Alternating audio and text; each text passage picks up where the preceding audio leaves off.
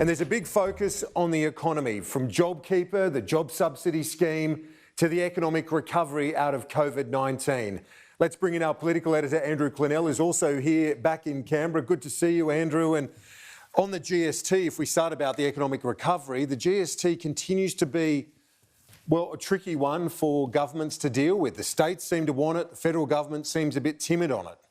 Well, they promised to look at everything with fresh eyes, Kieran, but Josh Frydenberg this morning again kicked any talk of GST reform down the road. His comments follow Matthias Cormann's on tax reform on Sunday agenda, where he said there was no chance of a change to the GST. Instead, Frydenberg told our reporter Eliza Edwards that he wants the states to cut payroll tax and stamp duty through their own balance sheets. Let's have a listen to what he said this morning and what Matthias Cormann said on Sunday.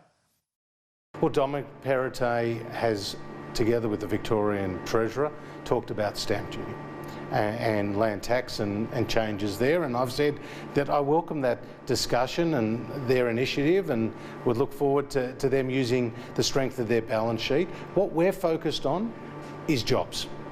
We're not focused on higher taxes, we're focused on jobs.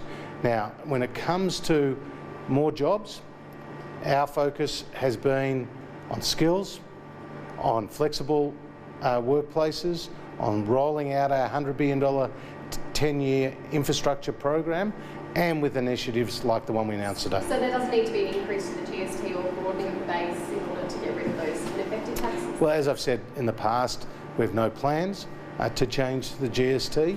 What we're focused on as a government has always been lower taxes. Well, we're not focused on increasing taxes, we're focusing on lowering taxes. And when it comes to the GST, I mean, we did have a very thorough look at this, not that long ago. And the outcome of that work at the time was that it wasn't in our interest to move in that direction. And I mean, at this stage, I haven't seen anything that would change our mind.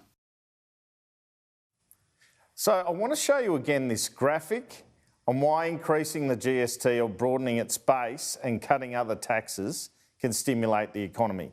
Essentially, you have a situation where stamp duty, that takes away 80 cents for the economy for every dollar tax, company tax 50 cents, income tax about 30, GST just 20. A much more efficient tax, doesn't hurt the economy as much.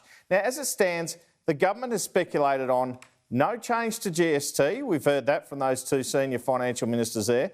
Cuts to personal income tax, cuts to company tax, cutting out payroll tax and stamp duty, and nothing really to replace them all except the states can consider a flat land tax. We know they've also borrowed $200 billion to deal with this crisis. Now, there is an argument that if you cut tax, you grow the economy and then are in a position to pay back debt, a better position, but not that much debt.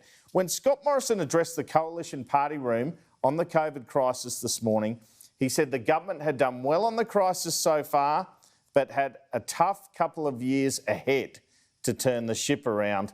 But it looks like that sort of reform's not in the mix. In recent days, the government's reform package seems to be around the outer suburban tradie. We've seen Scott Morrison out in Eden Monero announcing a HomeBuilder program.